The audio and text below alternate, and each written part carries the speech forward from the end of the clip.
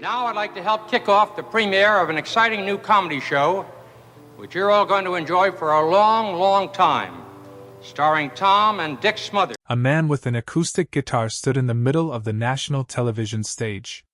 He sang a simple story about a captain. Well, was that it? Yep, I like to hit 'em hard and get out quick. Tommy, that's a stupid song. I never heard of it, I don't know where you got it, but it's stupid. And leading his soldiers on a march. But hidden behind those lyrics was a message that caused the TV station to panic. I've been reading up on the situation in Red China, because everybody's following that, and so I thought I'd follow. That's right, the whole world. And decide to cut the entire segment. 10 years later, that same song would go down in the history books as one of the most daring. The world's watching Red China, and they're watching to see what Chairman Mao Zedong's going to do over there. Protests ever to hit American airwaves. But that was just the tip of the iceberg. For 3 seasons, the Smothers Brothers Comedy Hour confronted censorship, government, and national television head-on. Starting from this scene, a series of underground events took place, much more intense. I've been reading up on the situation in Red China because everybody's following that, and so I thought I'd follow. That's right. The whole world's watching Red China, and they're watching to see what Chairman Mao Zedong's going to do over there. The show CBS wants to bury alive. Pete Seeger.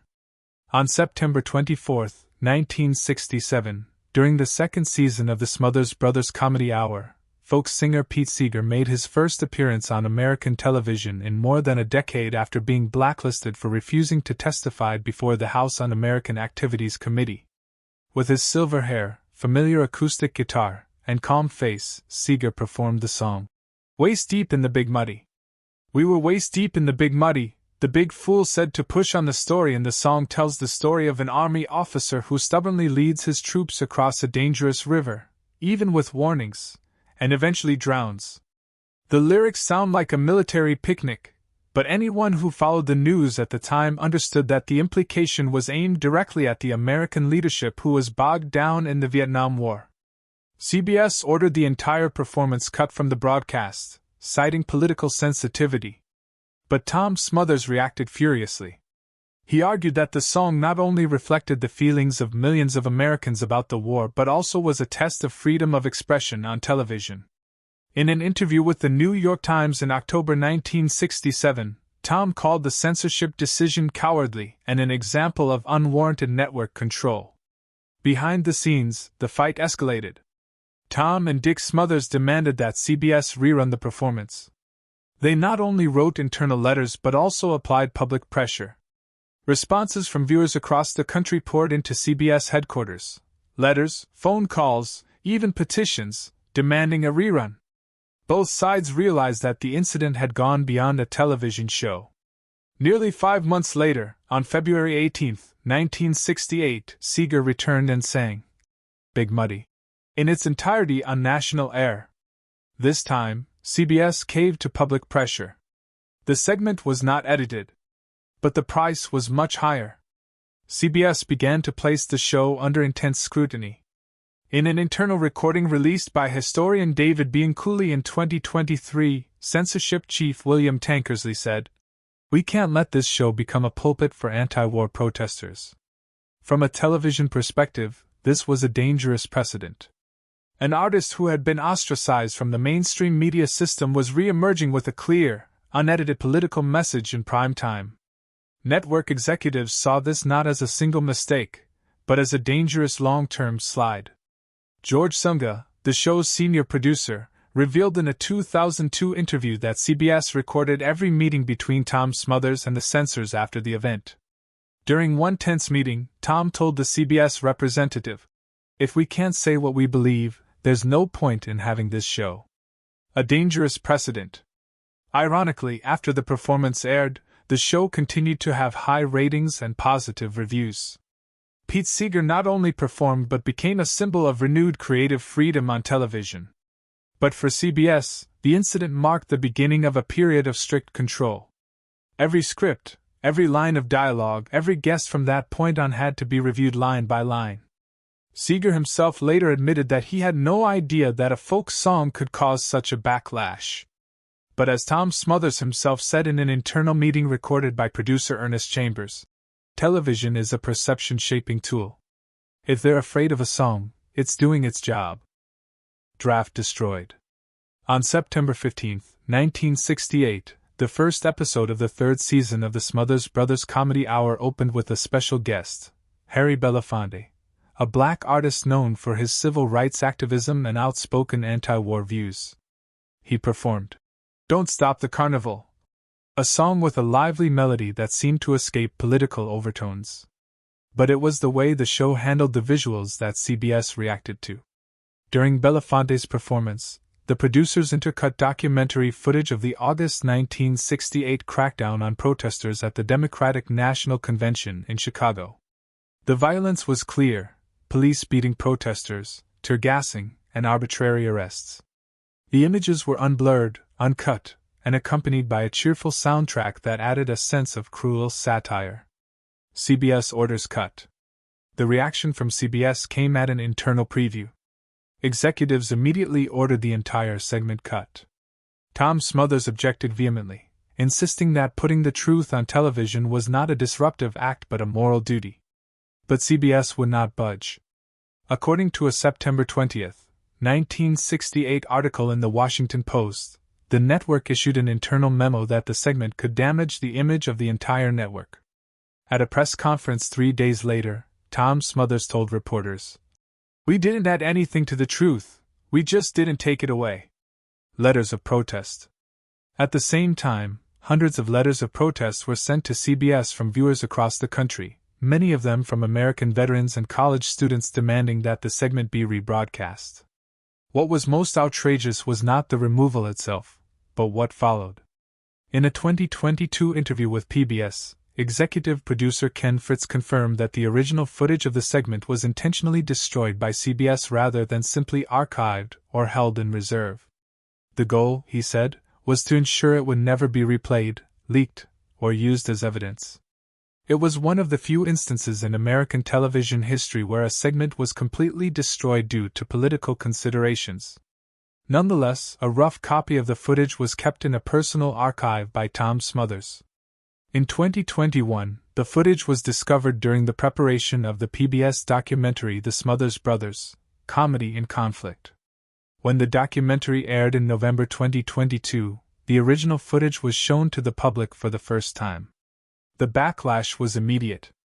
On social media, many modern viewers could not believe that such a clearly social commentary was ever considered too extreme to air.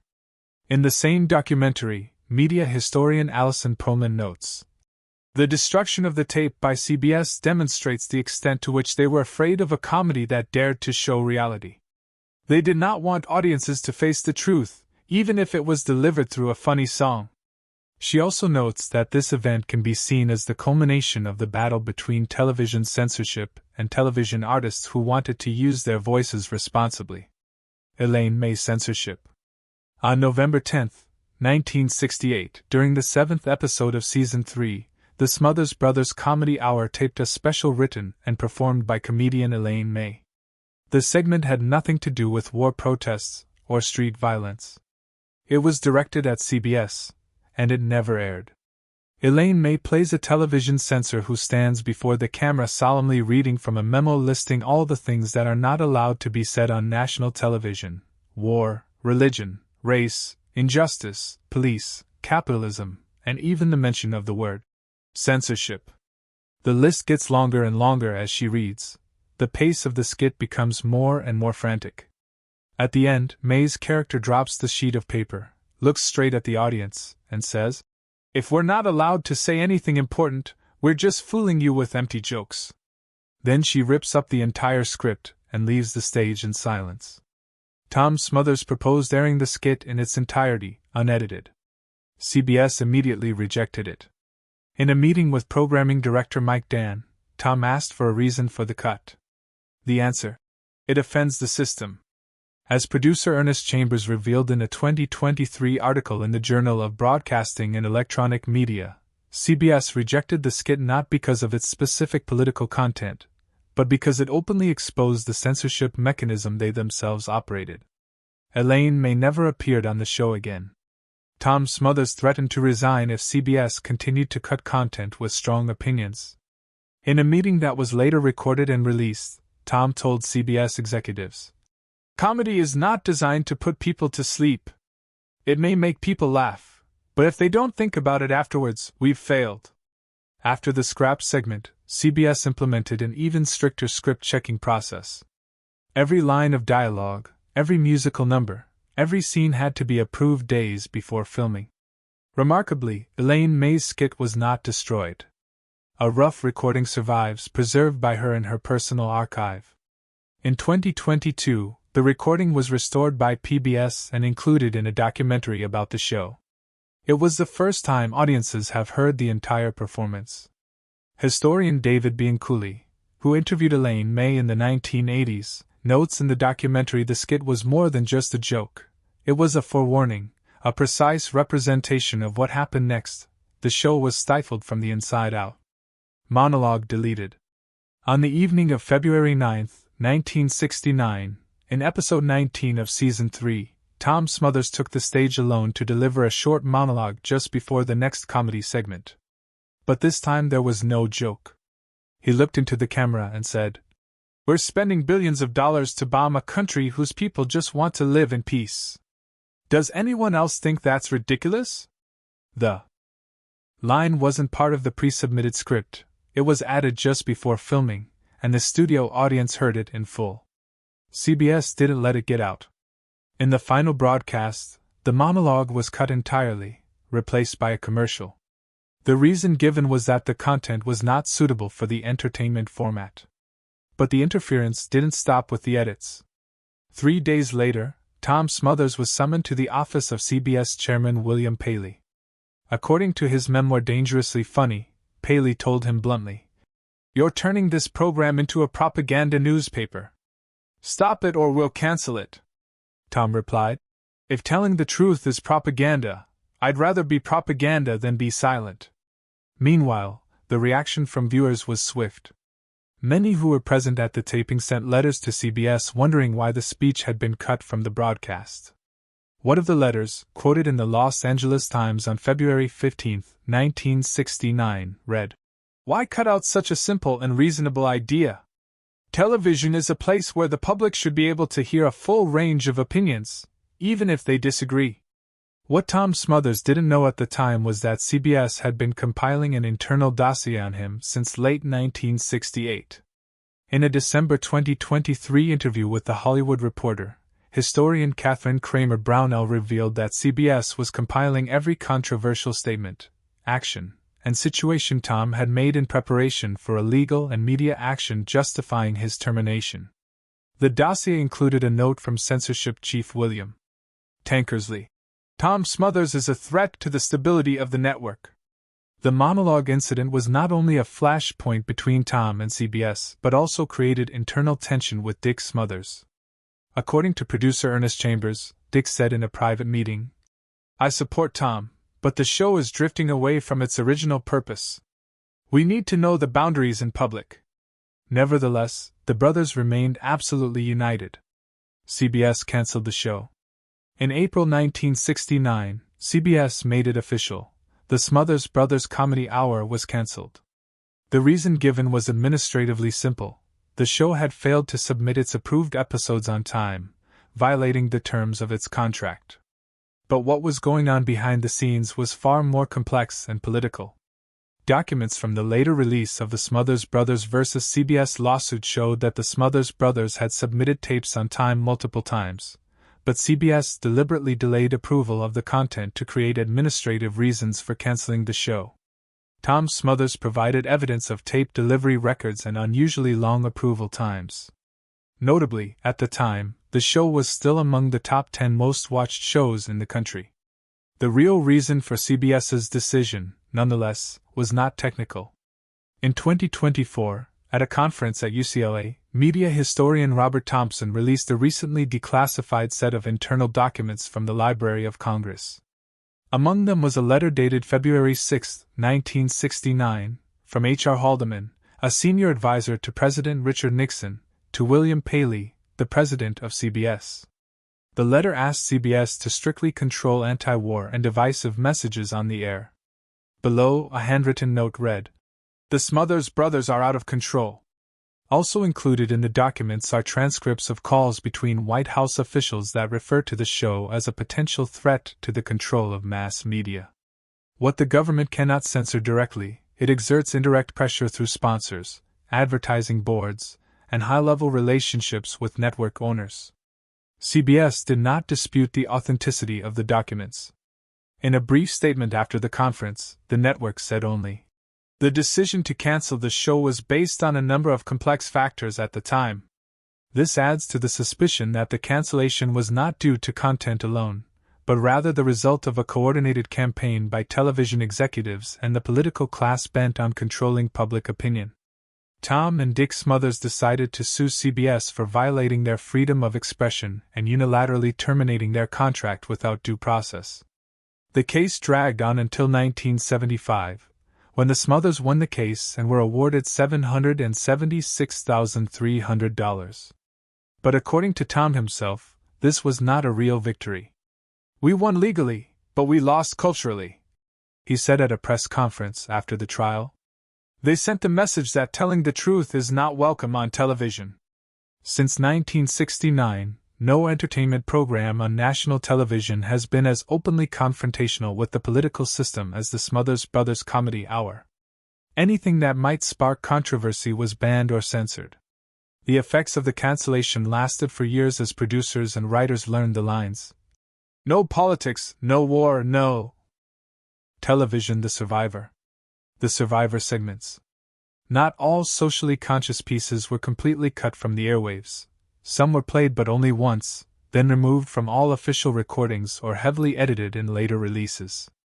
These pieces did not disappear like Belfont's performance, but they were muffled enough to have no widespread impact. On December 8, 1968, actress Lee French appeared in a short sketch depicting a black man being questioned by police on the street.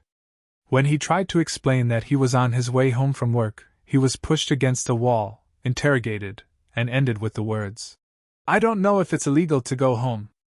The segment was presented as a black comedy with no background laughter.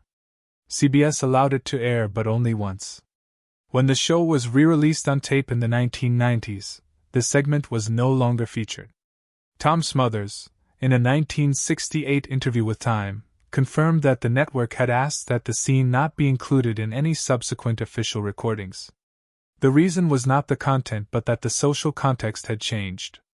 Another case is Joan Baez, scheduled to appear on the March 1969 episode to sing an anti-war song. CBS asked her to change it to a neutral song. When Tom Smothers refused the change, the network canceled the segment with Baez.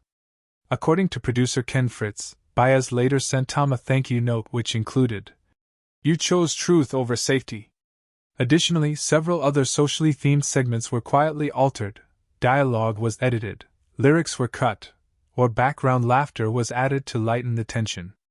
These changes were not announced to the public and were only discovered years later when historians compared the surviving rough drafts with the final release. Even if they are not destroyed or censored outright, these segments suffer the same fate. Their influence is limited, becoming a dangerous part of the television archive, and this silent suppression makes them harder to detect than anything that is explicitly banned. Artistic perspective. In several interviews since the show's cancellation, Tom has emphasized that he never viewed comedy as escapism. "We're not news," he said, "but if people laugh and don't think about it, then we've wasted their time." This philosophy not only informs the content of each episode but also informs every decision he makes, from leaving controversial statements untouched to protecting guests with social messages. In his memoir Dangerously Funny, Tom recounts that he was often asked why he didn't make his show more lighthearted. His answer was always consistent, because reality is hard. He saw television as a place where the public could have a conversation, even if that conversation was uncomfortable or offensive. For him, comedy only had value if it dared to address something that society tried to ignore. The show's influence didn't stop in the 1960s. The producers of Saturday Night Live, The Daily Show, and Last Week Tonight have all acknowledged that they learned from the Smothers Brothers that comedy could be a political response, not just entertainment.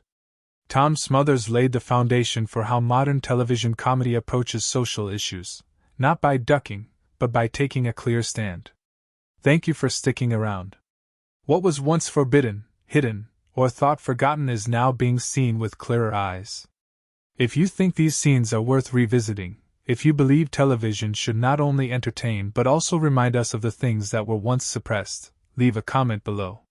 What do you think would happen if this show were aired today? Don't forget to like if you think this content needs to be shared more widely.